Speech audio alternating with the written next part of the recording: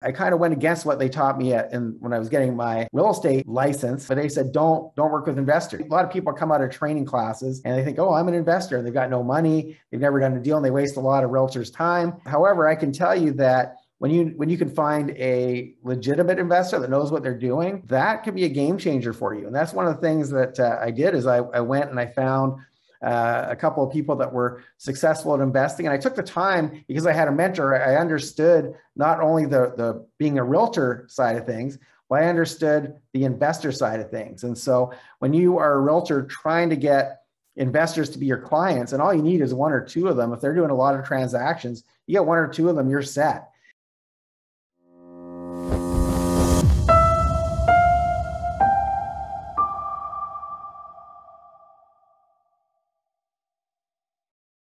Just a quick introduction. Mike has been in the investment arena for many, many years. He's Canadian, and he now has been traveling the world with this incredible lifestyle because he built passive income through investing.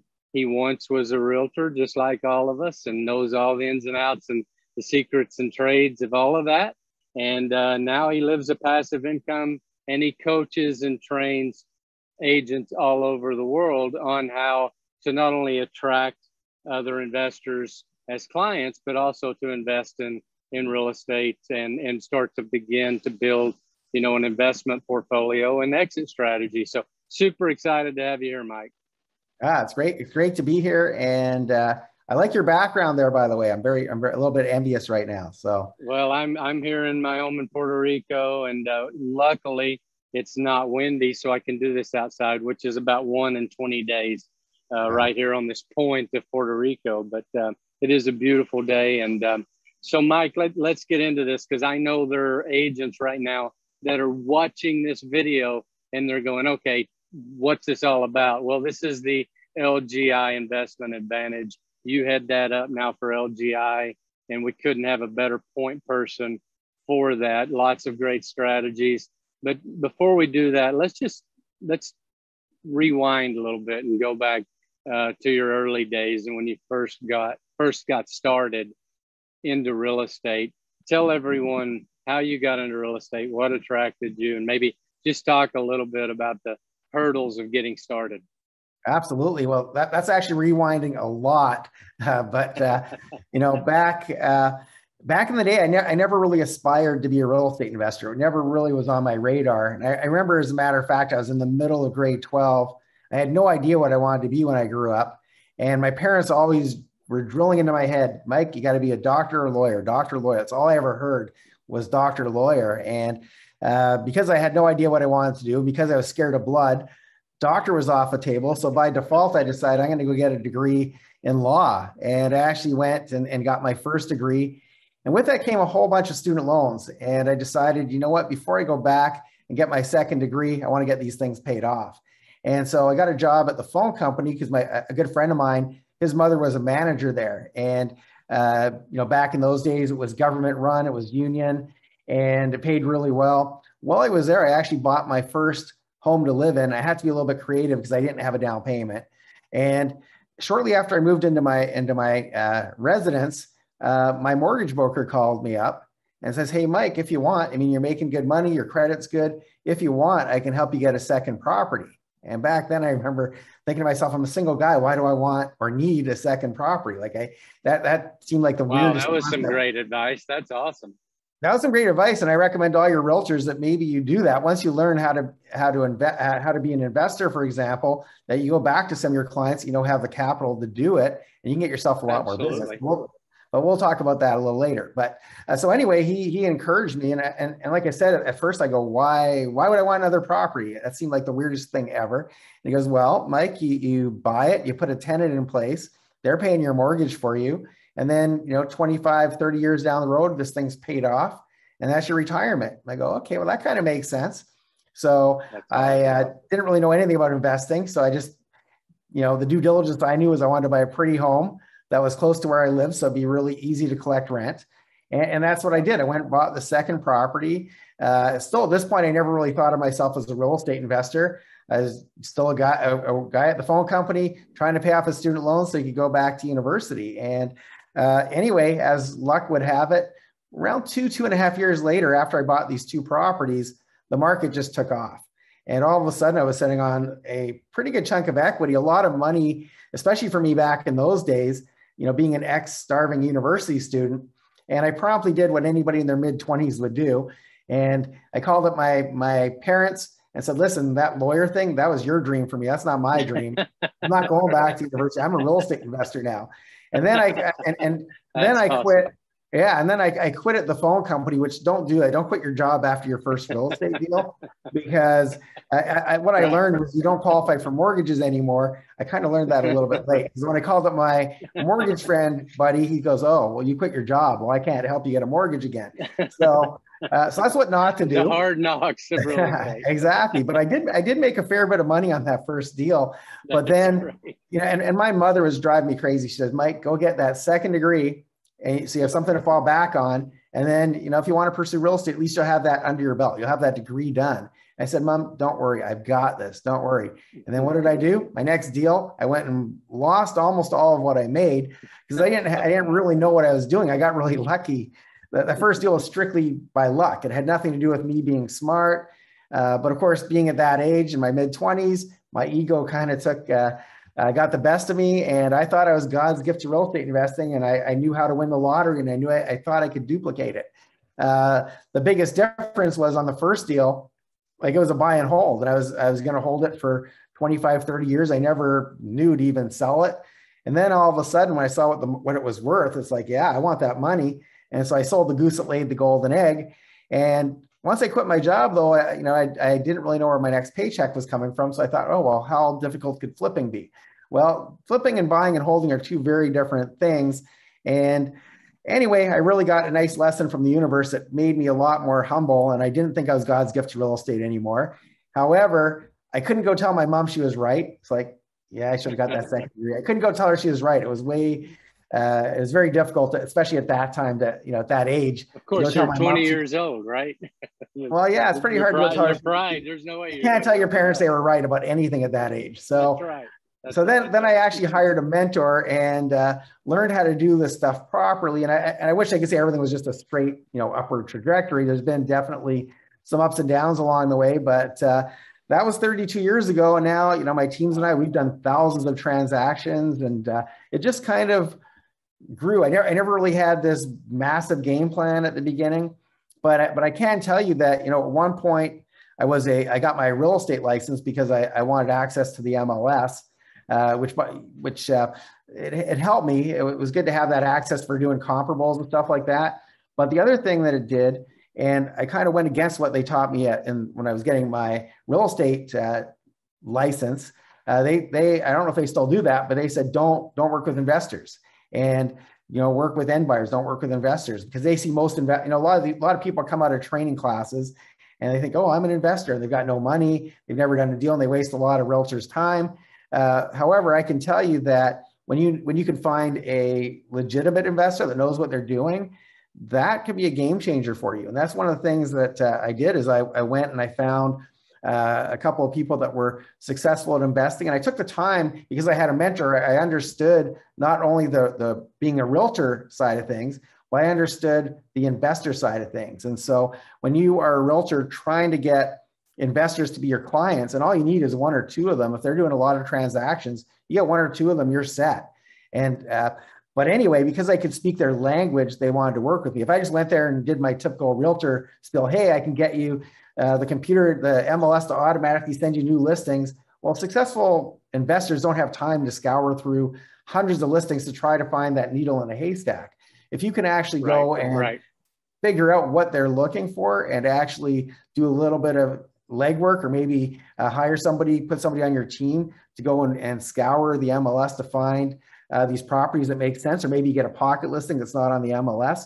You can attract one investor that will change your real estate career forever. And so that's one of the things I really recommend that most realtors don't do, is that they're always looking for their new client, and these clients will buy a home, and then if you're lucky, 7 years from now when they decide to move again, they'll remember you and call you. But most realtors aren't good at keeping in touch with them. So these people, anyway, you're always looking for new clients as a realtor. And one of the best ways to not have to do that is to attract investors, but real ones, the ones that are doing deals, making money. And the best part about working with investors is most of them, and this is a total mindset shift I had I learned early on. I was used to taking, you take the clients around, you show them home after home after home, and oh no, I don't like the color of the carpet. Oh, I don't like the kitchen. I don't like this. I don't like that. Most investors don't even want to see homes. They just want to see numbers. They want to see, they'll write an offer subject to viewing if they like the numbers. If they don't like the numbers, they don't want to go look at properties. And so this is stuff that will save you a lot of time if you know, once again, how to speak their language, attract them, and then know how to deal with them. They don't want to be shown properties. They just want you to do a little bit of legwork, find the numbers that make sense for whatever strategy they're looking to do. And then it's super easy. And once again, you can delegate a lot of that to other people because they don't know who's doing all the research in the background and they don't care. So, that's but anyway, exciting. That's how I got here. Very cool. So I want to dig into a lot of that, and then I want to go back and hear more of your story, because you said a couple of things that I think are really important for agents. And we know that agents go through this ebb and flow, right? Of, oh man, I got 3 or 4 clients and I don't have any, and then it's this up and down, feast or famine. And what I love about what you're bringing to the table is, like you said, if an agent can get 1, 2, or 3 of these investor clients, it can even that out, right? And now you actually have a business where you have a consistent cash flow.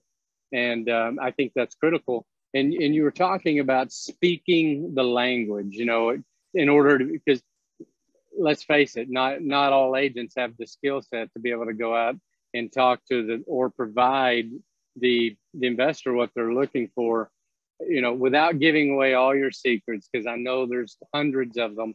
But just give us one example of how you would talk to an investor. And obviously, we'll drill into that more in your courses and the training classes. But what's one thing that makes it different when you're talking to an investor?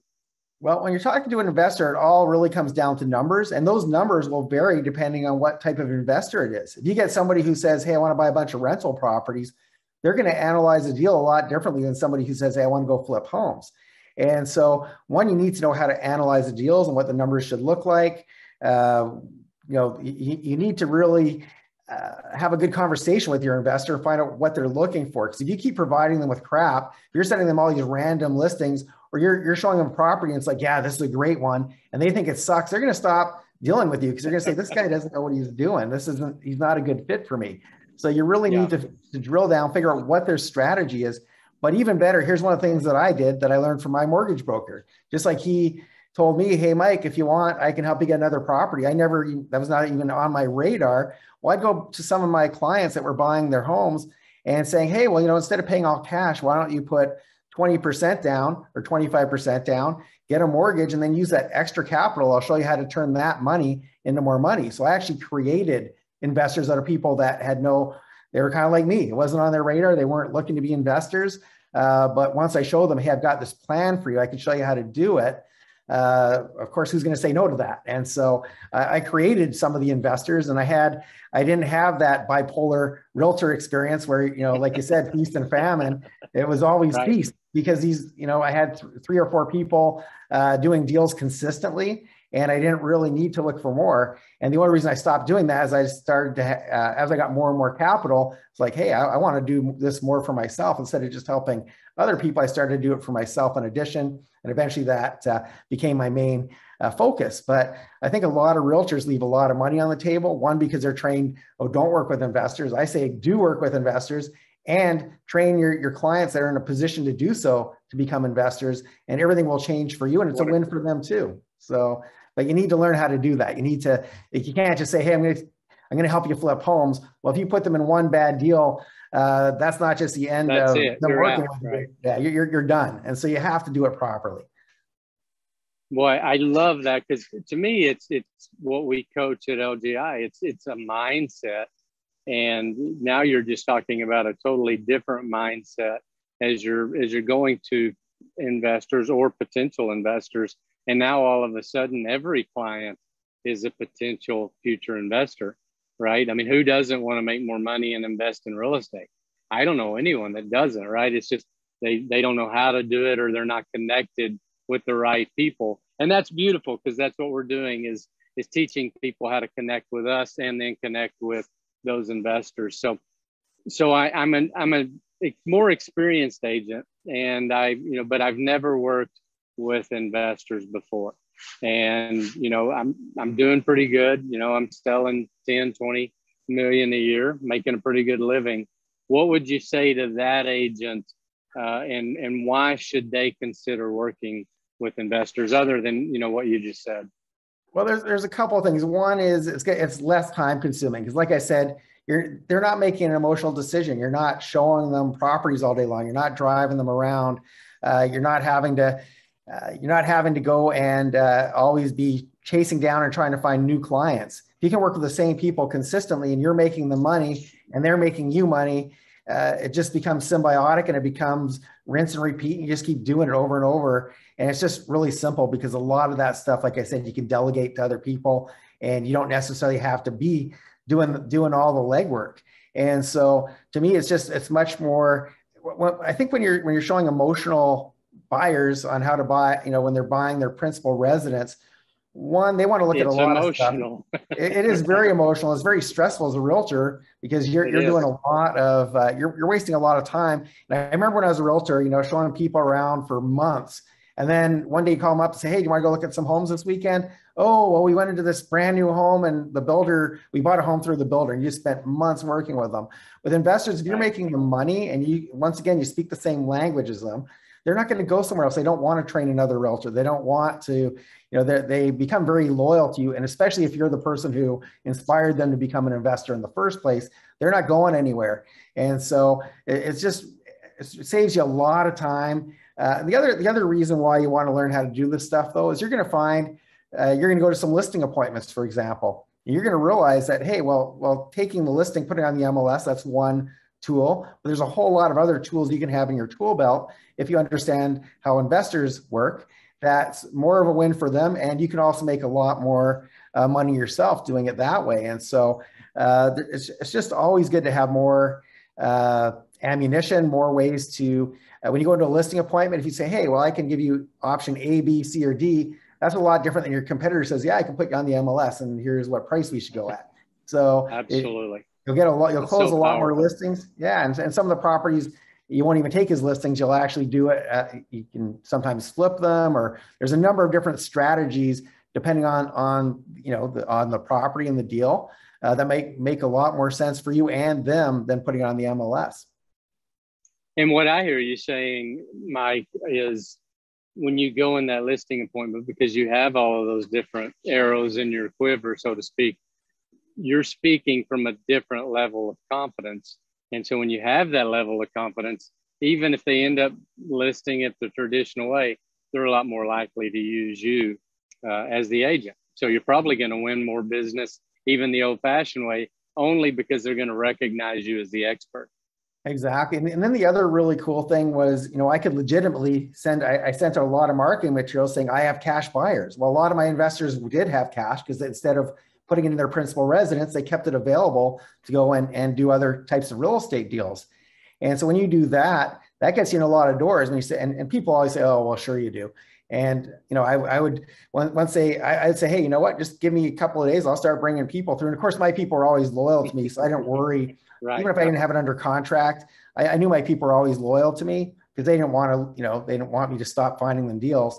And so I created a lot of win-wins that way, but it got me in a lot more doors, and it got me, and not everything was a deal, but it got me a lot more listings as well. So there's just so many things you can do when you have these extra tools and just this extra information that makes all the difference. And also you go in with a much different confidence. It's not like, oh, well, we'll put it on the MLS and wait to see who, if somebody brings in an offer. That works great. Right. That works great in hot markets where there's competing offers, but there's other times where it's like, why isn't my house selling? When are you going to do an open house? Why isn't this happening? And it's very frustrating being a listing realtor when that starts to happen. But if you've got a whole bunch of other ways that you can help the seller, and a lot, and you can do more than the typical realtor can, you're going to make a lot more money and help a lot more people.